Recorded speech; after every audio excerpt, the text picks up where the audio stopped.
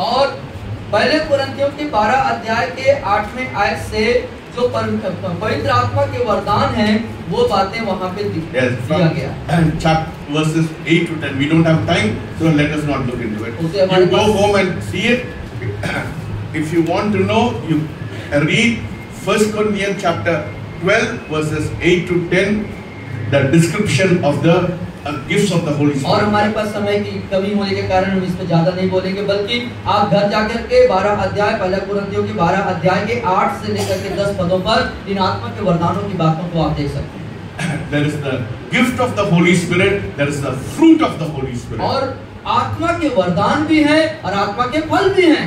And the fruits of the Holy Spirit is given in Galatians 5:22 to 23. और जो आत्मा के फल हैं वो गलातियों की पत्री में आपको जो है मिलेंगे 5 अध्याय के 5वें अध्याय में जब जाते हैं, और उसके बाद आप देखेंगे 19 पद से लेकर के 19वें पद में आप देखेंगे, नहीं यहाँ 22वें पद पर आप देखेंगे, 5:22 में देखेंगे, 22 to 23. हाँ 22 और 23 दोनों में देखेंगे। We walk in the fruit of the Spirit with intimacy with God. और जब हम परमेश्वर के साथ घनिष्ठता में होते हैं, घनिष्ठ संबंध में होते हैं, तब आत्मा के फल में हम चलते हैं। But the gift of the Holy Spirit, लेकिन जो पवित्र आत्मा का जो वरदान है, is given to us, वो दिया गया है, हमें दिया गया है by the Holy Spirit by grace. और पवित्र आत्मा के अनुग्रह के वसीले से हम उसको पाते हैं। It is an unmerited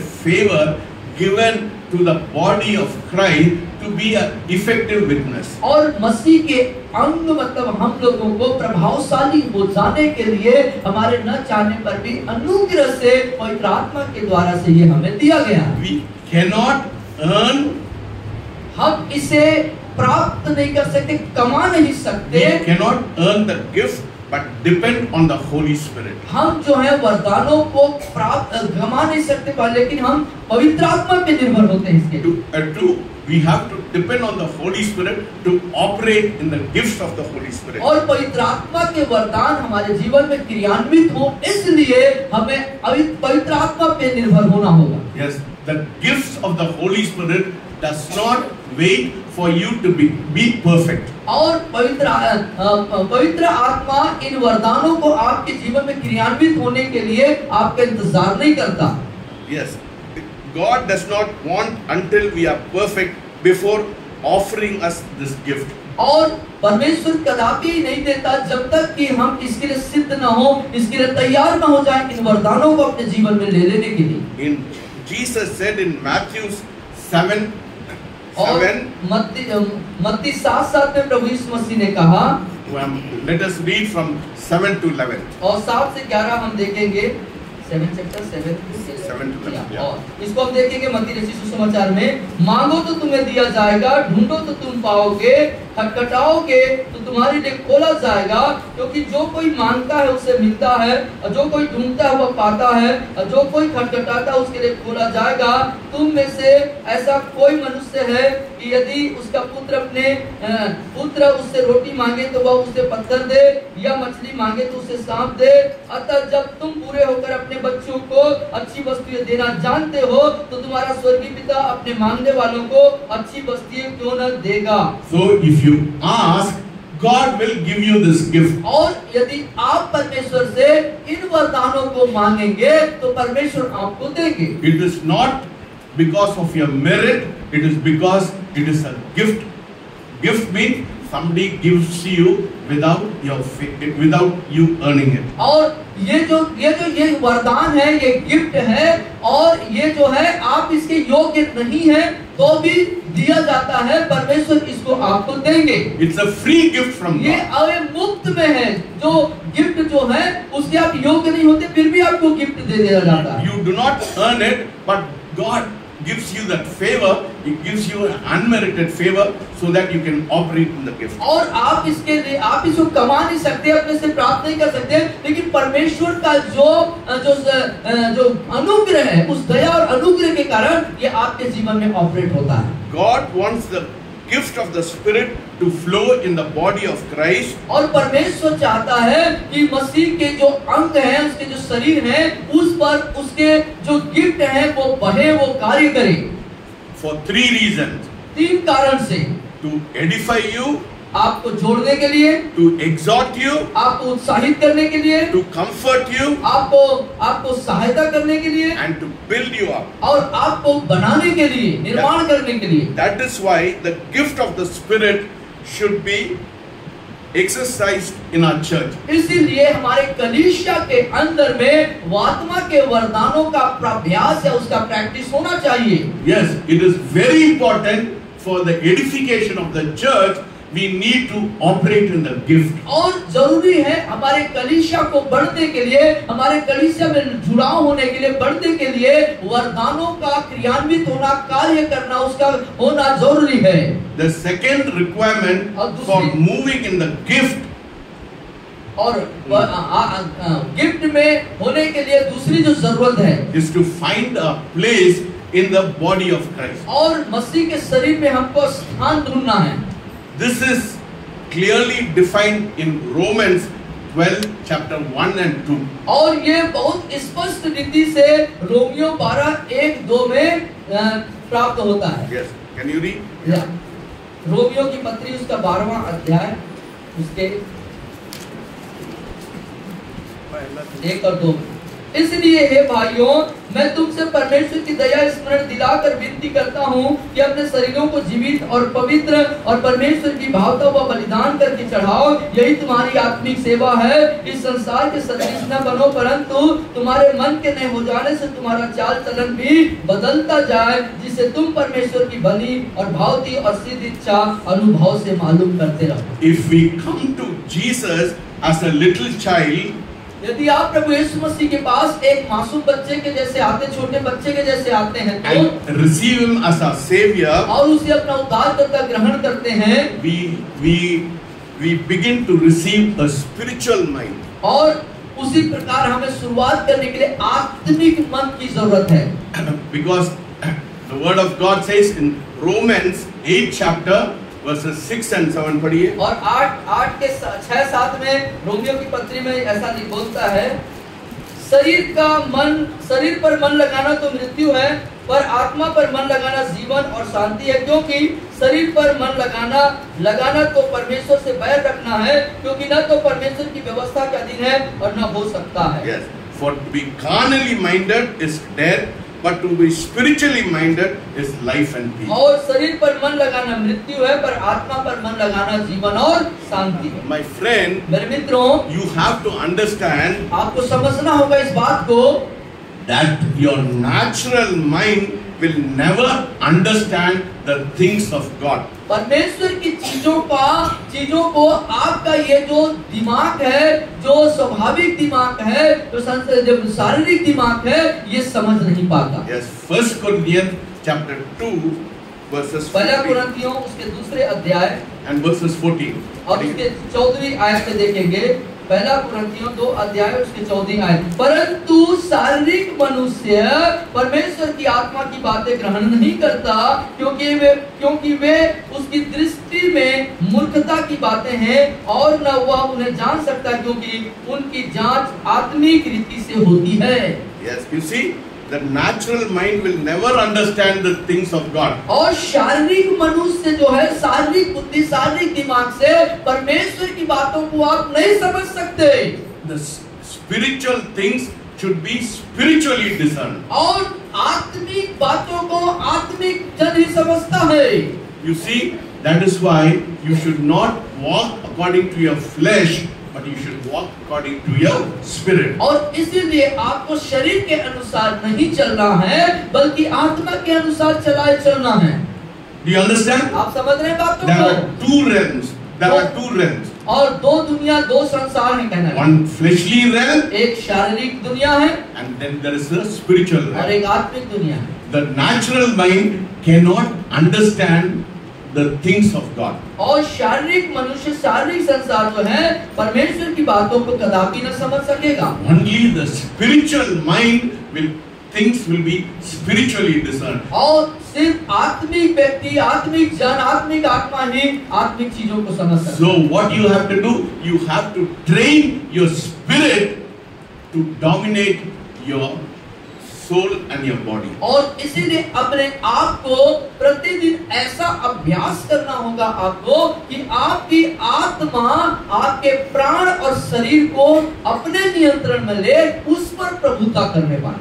We should have transformed mind to receive the gift. और उन वरदानों को प्राप्त करने के लिए हमारे पास एक परिवर्तित मन होना चाहिए, परिवर्तित आत्मा होना चाहिए. That's what it says in Romans 12:2 पढ़िए. और फिर हम रोमियो की पत्री उसके 12 के 2 में हम फिर से देखेंगे. इस संसार के सदृश न बनो, परंतु तुम्हारे मन के नए हो जाने से तुम्हारा चाल चलन भी बदलता जाए. You see, so be transformed. Do not be conformed to the world, but be transformed to know the acceptable will of God. और परमेश्वर को आप स्वीकार हो जाओ, परमेश्वर को आप ग्रहण हो जाओ. इसलिए आप जो हैं, आपका मन का बदलना बहुत जरूरी है, परिवर्तन जरूरी है. Hallelujah, hallelujah. मैं बोल रहे हैं वो महिला लोग इसको गलत मत समझाइए. बहुत इस दुनिया में खतरनाक लोग हैं महिला लोग. तो आप लोग गलत मत समझिएगा, महिलाएं अधिकांश जो है बहुत खतरनाक होती हैं संसार में. 4 महिला एक साथ खड़े हो जाएंगे, गप मारने के लिए शुरू करेंगे. और 4 महिलाएं एक साथ खड़ी होती हैं और फिर आपस में बहुत सारे गप्पे मारती हैं. क्या बोलते हैं? वो उसका घर में वो पति छोड़ के चला गया, ऐसे पूरा बात करते हैं, है ना, दूसरे के बारे में बात करते हैं. और आप बोलते हैं वो लड़की घर से छोड़ के चला गया, है ना. 4 महिला एक साथ करने समय यू ऑलवेज गॉसिप. और 4 महिलाएं जब एक साथ खड़ी होंगी तो क्या हो जाएगा? हर समय आप गप्पे लगाएंगे. आपका परिवार के ऊपर नहीं सोचते हैं, दूसरा का परिवार के ऊपर ज्यादा ध्यान करते हैं. तो अपने परिवार के बारे में आप न ही चर्चा करते हैं, न ही सोचते हैं, लेकिन दूसरे के परिवार के ऊपर उंगली उठाते हैं. Men will not do it. Very few men will do it, but most women have that nature of gossiping. और पुरुष ज्यादा नहीं करते, कुछ पुरुष करते हैं ऐसा, लेकिन अधिकांश स्त्रियां इसमें माहिर हैं. That is why the Bible says that. I am not saying it. और ये बात तो बाइबल बताती है, मैं अपने से नहीं बता रहा हूँ. What does it say in 1 Timothy? 1 तिमोथियों 4:7. 4:7. 1 Timothy निकाल लीजिए. 4:7. 1 तिमोथियुस 4:7. पर अशुद्ध और बुढ़ियों की सी कहानियों से अलग रहा और भक्ति की साधना कर. क्या महिला क्या it says the women are No, it is not saying about. Yes, it says that women carry tails. Yeah, it says that. Yeah. No, not saying. No. First chapter, 1 Timothy 4:7. Yeah. 4:7. First Timothy 4:7 I will read. But this is not mentioned here. What you are saying.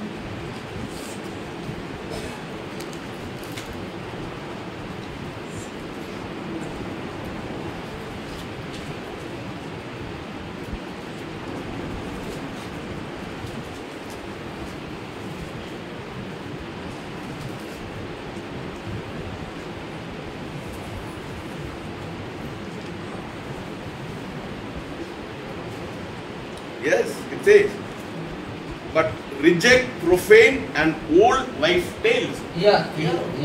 अशुद्ध और बुढ़ियों की सी कहानियों से अलग. Bible बताता है, मैं बोल रहा हूँ. भक्ति की साधना कर. Yes, it says, reject profane and old wife tales and exercise yourself toward God. और बुढ़ियों की सी कहानियों से अलग रह और भक्ति की साधना कर. बुढ़ियों कौन है? पुरुष है क्या? बोले? Yes, बुढ़ियों के से women are prone to gossip. और जो स्त्रियां जो बड़ी हो जाती हैं वो गप्पे करती हैं. Women are given to gossip gossip and carry tales. और वो बुराई करना और गप्पे करने में वो माहिर होती है। And speak bad about others. और दूसरों के बारे में वो बुराई करती है। हमारा चर्च में भी है ना? हमारे चर्च में भी है। हमारे कलीसिया में भी ऐसा होता है। वो उसका पति छोड़ के चला गया, उसके बच्चे नहीं है ना? वो कैसा जीवन जीते हैं, ऐसा बोलते हैं ना? मेरे को मालूम है, मैं बोल रहा ना, इधर ही चर्च में है, हमारा चर्च में है ना? फिर एक महिला बोलती है, क्या बोलती है मालूम है? तुम्हारा पति के पास ज्यादा पैसा है, मेरा पति के पास पैसा नहीं है ना? They say your husband is making more money, my husband is not making money. और आपके दो स्त्रियां एक साथ मिलके बातें करती हैं और एक स्त्री कहती है कि तेरे पति ज्यादा नहीं कमा रहे हैं, मेरे पति ज्यादा कमा रहे हैं। No, envy is there. और वहाँ पर एक प्रकार का ईर्ष्या टाइप का जलन की भावना है। Jealousy is there. जलन की भावना है। मेरे ऊपर भी बोले थे ना, मेरे ऊपर सर ठीक से प्रचार नहीं करता, गलत प्रचार करता, मेरे को भी बोला, मेरे को मालूम, इधर इसी कलीसिया के अंदर है, मेरे को मालूम है। मैंने एक कहावत है, there is a proverb in English, और इंग्लिश में ऐसा कहावत है ना? The camels are walking, the dogs are barking. और उसको हम लोग हिंदी में ऐसा कि हाथी चले बाजार और कुत्ता भूखे हजार, है ना? कोई प्रभाव नहीं है, कुत्ता भौंकता रहता है, मेरे को कोई मतलब नहीं। मैंने बोला परमेश्वर तुम संभालो, मेरे को कोई इसमें कोई लेना देना नहीं है ना? मैं किसी से मैं दूसरा के ऊपर बुरा नहीं करते। I don't do it. I don't want to do it. किसी को बुरा नहीं बोलता हूँ, मैं करता हूँ। Yes, you have to be careful, especially women. I'm telling you, especially women, they have this nature of gossiping. और महिलाएं या बहनें जो हैं, मैं आपको विशेष इस बात को बताना चाहता हूँ, इस तरह की बातों से, इस तरह की हरकतों से या इस तरह की तथ्यों से अपने आप को आप अलग रखें, इस तरह की चीजों में अपने आप को सम्मिलित न रखें। You know why? मालूम है क्यों? Because they are not very careful about their ear gate and their eye gate. और क्योंकि वो अपने नजर और अपने आंख कान के प्रति सावधान या जागरूक नहीं है ना? It's like a computer, है ना? और वो कंप्यूटर के समान। What you feed, you get it out. जो कुछ आप अंदर डालते हैं वही बाहर आ जाता है। That is why you have to be careful with your ears and with your eyes, what you see and what you hear. इसीलिए अपने कान और अपने आंख के प्रति बहुत सावधान रहें कि आप क्या सुनते हैं और क्या देखते हैं, है ना? Let us turn to Matthew 12:34. आइए हम 12:34 मत्ती रचित सुसमाचार।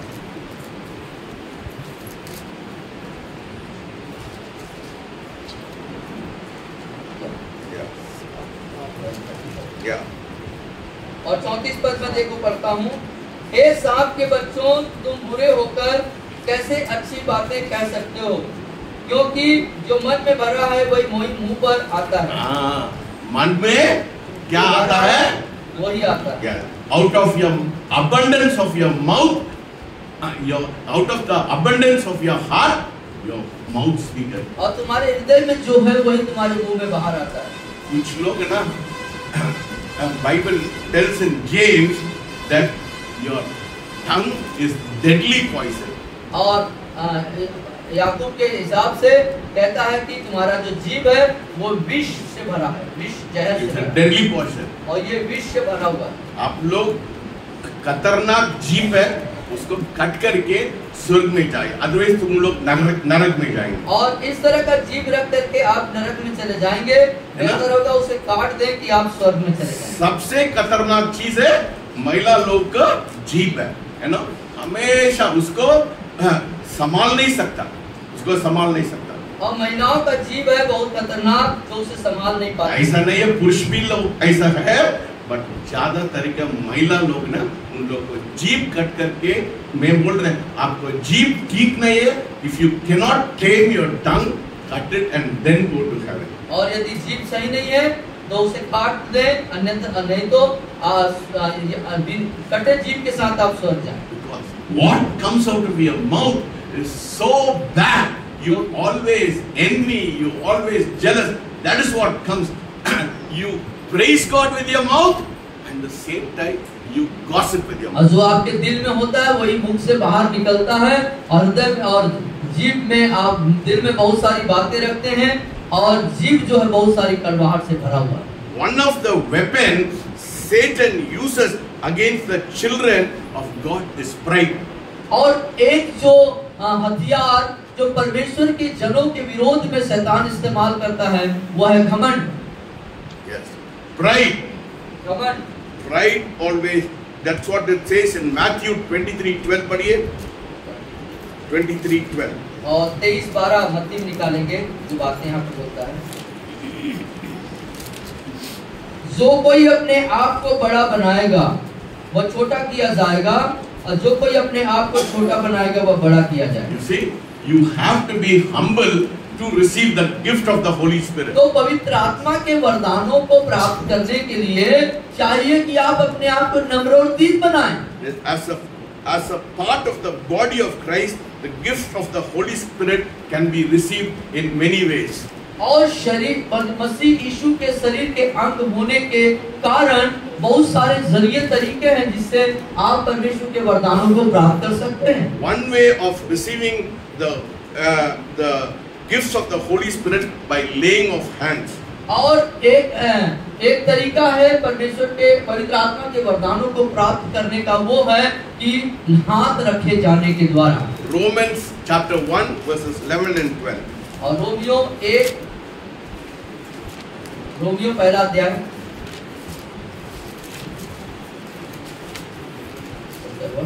chapter 1 verses 11 and 12. और 11 और 12वां आयत को हम देखेंगे।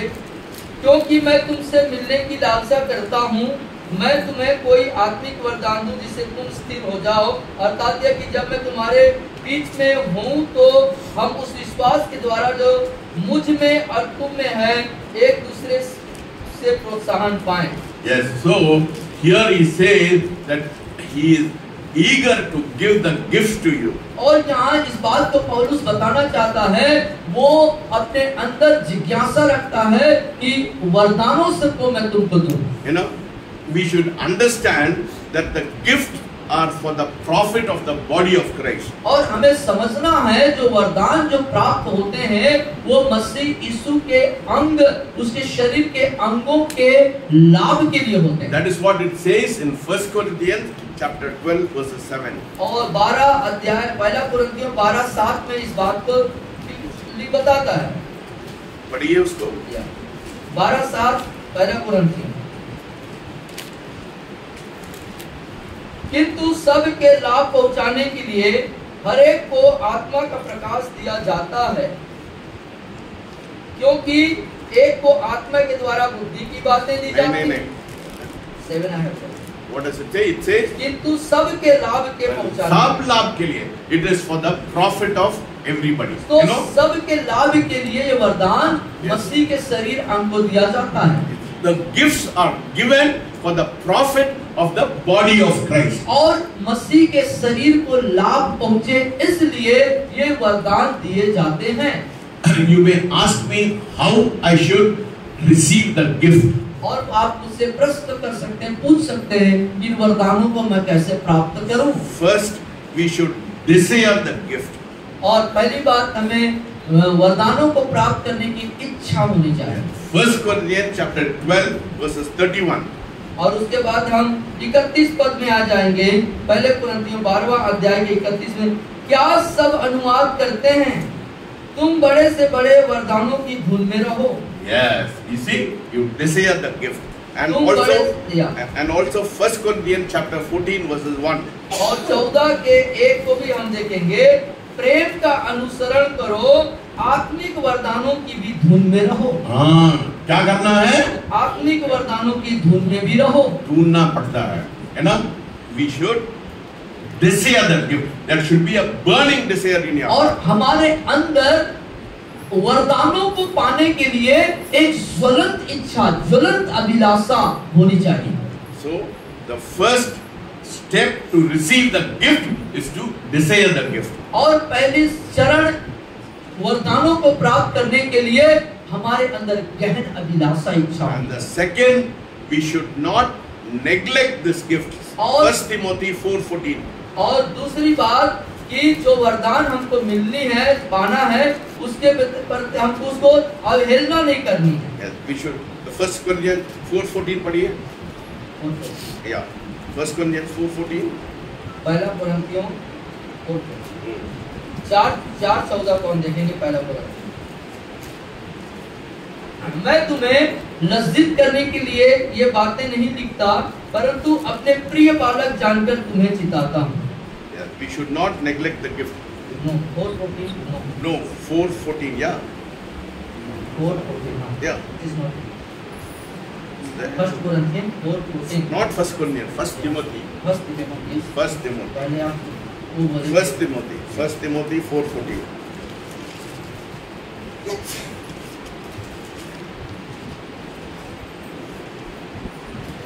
जल्दी करिए, फिनिश करना। पहला तिमोथियों 4:14।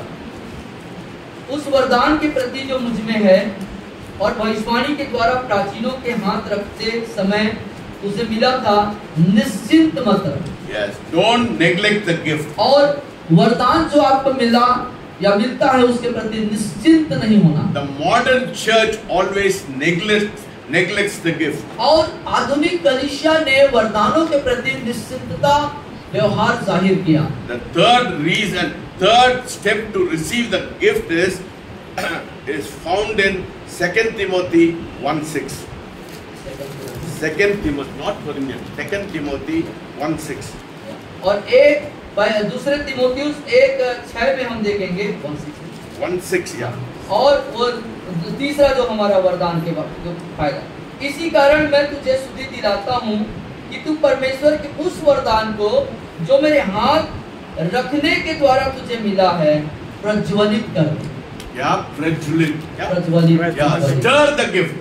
अंदर ऐसा अंदर ज्वलंत होना चाहिए, जलना चाहिए, जलते रहना चाहिए। Stir the gift. You should first not neglect the gift. First you should desire the gift. Then you should not neglect the gift. Then you should desire the gift. और पहली बात थी कि जो वरदान है उसकी गहन अभिलाषा होना चाहिए।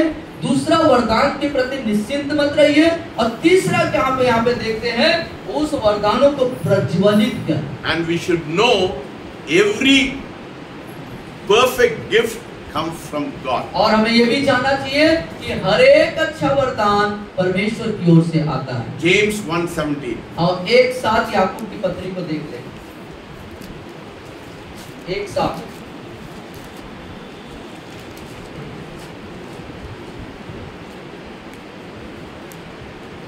1:17.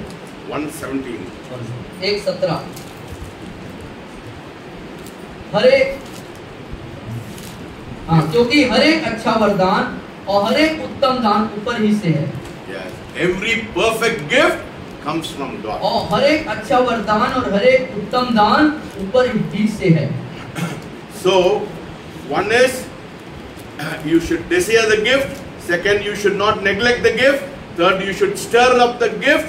And fourth, you should understand that gifts comes from God. और इसको हमको समझना है, जानना है कि पहला हमें वरदान के प्रति अभिलाषित होना है, दूसरा हमें वरदान के प्रति निश्चिंत नहीं होना है, और तीसरा जो है वरदान को प्रज्वलित करना है, और चौथी बात जो वरदान आपको मिला, वरदान जो है वो परमेश्वर की ओर से मिलता है। To receive the gift, you should be anointed. और अभिषेक होने वरदान होने के लिए अभिषेक का दरकार है। 1 John 2:27 पढ़िए। 2:27 पहला यूहन्ना 1 John 2:27 और उसके बाद 2:27 देखेंगे। पहला यूहन्ना 2:27। परंतु तुम्हारा वह अभिषेक जो उसकी ओर से किया गया तुम में बना रहता है, और तुम्हें उसका प्रयोजन नहीं कि कोई तुम्हें सिखाए, वरन जैसे वह अभिषेक जो उसकी ओर से किया गया तुम्हें सब बातें सिखाता है, और यह सच्चा है और झूठा नहीं, और जैसा उसने तुम्हें सिखाया वैसे ही तुम उसमें बने रहते हो। 1 John 2:20 पढ़िए। और उसके बाद 2:20 2:20 और उसके बाद हम 20 पद को देखेंगे। पर तुम्हारा तो उस पवित्र से अभिषेक हुआ और तुम सब कुछ जानते हो। Yes, the anointing is a part of the operation of the Holy Spirit. और पवित्र जो अभिषेक है वो पवित्र आत्मा के द्वारा से एक भाग है जो आपके जीवन में कार्य करे। You know, because Jesus said in John 16:13 और 16:13 में यीशु मसीह ने कहे, पढ़िए 16:13 क्या? परंतु जब वह अर्थात सत्य का आत्मा आएगा तो तुम्हें सब सत्य का मार्ग बताएगा, क्योंकि वह अपनी ओर से न कहेगा परंतु जो कुछ सुनेगा वही कहेगा और आने वाली बातें तुम्हें बताएगा। Hallelujah. You see, so how anointing is important, because when the Holy Spirit comes, He teaches you the truth. और इसीलिए अभिषेक कितना जरूरी और महत्वपूर्ण है, आप इसको समझिए, क्योंकि वो आएगा तो वो आपको सिखाएगा, बताएगा। One of the greatest element you need to operate in the gift is love and compassion. और एक महत्वपूर्ण जो वरदान जो आपको अपने जीवन में क्रियान्वित करना है, प्रेम और तरस। है ना, लोगों को कोई बीमार में आते हैं, उन लोग के ऊपर आप लोग क्या करना, तरस होना चाहिए, प्यार होना चाहिए, है ना। परमेश्वर कोड़ी को भी क्या किया, वो हाथ लगा के, है ना, वो हम लोग के पास तरस होना। We have to need compassion and love to operate in the gift. Once you have that love comes from your inmost being, वो दर्द आप लोग महसूस करना, you should feel, and love should come out, because Jesus is summary of love, epitome of love. और वरदानों के तहत हमारे जीवन में जो है तरस और प्रेम का होना नितांत जरूरी है। एक व्यक्ति जब आपके पास आता है और वो जो दयनीय और बीमारी की अवस्था में होता है, तो हमें उसके दर्द, उसके पीड़ा को अपने अंदर एहसास और महसूस करते हुए उसकी सेवकाई करनी। So love is central to the exercise of the gift. और जो वरदाने हैं उसके अभ्यास करने का जो मुख्य केंद्र बिंदु है, मुख्य जो भाग है, वो है प्रेम। Finally, we should know how the knowledge of each and every gift should be operating. और अंत में हर एक वरदानों के बारे में ज्ञान रखना, जानकारी रखना कि कैसे वो कार्य करते हैं। See, we don't have time to go into it. If you read 1 Corinthians 12 chapters 6 to 8, you know how it will operate. Probably we'll take it as a पहले कुरिन्थियों के 12 अध्याय 6 से 8 जब आप पढ़ेंगे, तमाम इन वरदानों के बारे में वहाँ जिक्र है। हमारे पास पर्याप्त समय नहीं है अभी, इसलिए हम इसको we have to operate in the gifts. और इन वरदानों को हमें अपने जीवन में क्रियान्वित करना जरूरी है। Operate in the gifts, we have to have the knowledge of the gifts. और जिन वरदानों को हम क्रियान्वित करते हैं, कार्य में लेके आते हैं, उसके बारे में हमको जानकारी और ज्ञान रखना जरूरी है। One more important thing you should know: you cannot force the Holy Spirit to give you the gift. और एक और महत्वपूर्ण बात आपको समझना है, वो ये कि आप पवित्र आत्मा वरदानों को पाने के लिए आप पवित्र आत्मा पर दबाव नहीं डाल सकते। 1 Corinthians chapter 12 verses 11 पढ़िए। पहला कुरिन्थियों उसके 12 या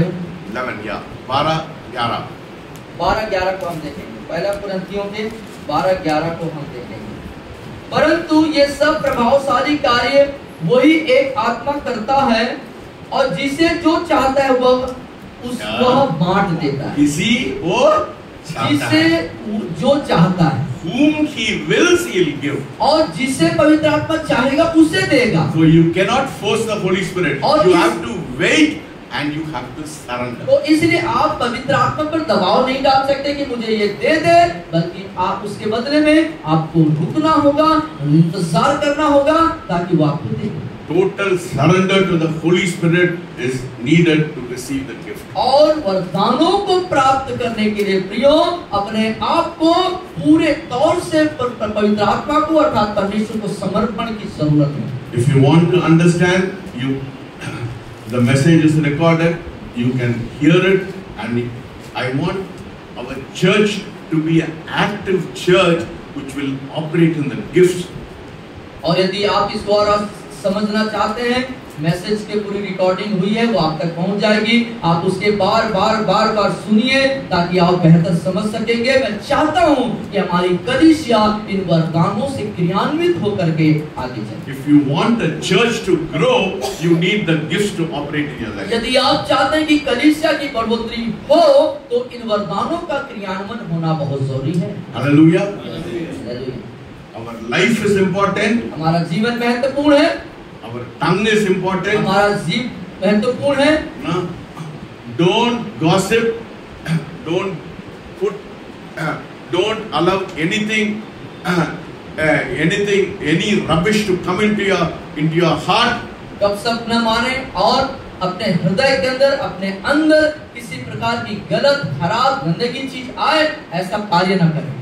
You have to be very careful what enters your mind. और आपके दिमाग में क्या घुस रहा है, कौन सी बातों को आप ले रहे हैं, इसके प्रति बहुत जागरूक रहें। One more reference I want to give and I finish. और एक और मैं रेफरेंस आपको देकर के समाप्त करना। Let us turn to Second Corinthians. दूसरा कुरिन्थियों में जाएंगे।